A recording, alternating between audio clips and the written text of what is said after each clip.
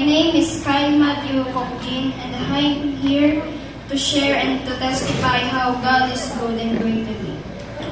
At my young age po, 11 years old, sabi ko pong tunay na napakabuti po ng Lord sa buhay ko. Sabi po ni Mami, nung baby pa lang po ako, napakasakitin ko daw po. Nung 4 months old pa lang po ako, ay na-hospital na po ako. Dahil po sa mataas na lagnat, ubo at sipon. I was diagnosed with pneumonia and asthma. After 4 days of staying sa hospital, ay naging maayos na po ang kalagayan ko.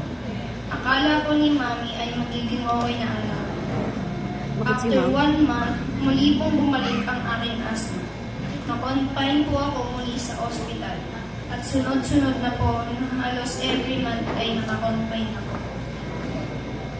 But praise God, after 6 years po na pabalik-balik ang aking asthma, ay pinagaling na po ako ni Lord. Tunay na ang Lord po ang pinakamagaling na doktor sa lahat at wala pong imposible sa Kanya. Sabi nga po sa Jeremiah 30 verse 17, "For I will restore health to you and heal you of your wounds, says the Lord." Ngayon po ay masaya akong makasama sa Children Ministry, umaawit at sumasayaw para sa Panginoon. Thank you everyone.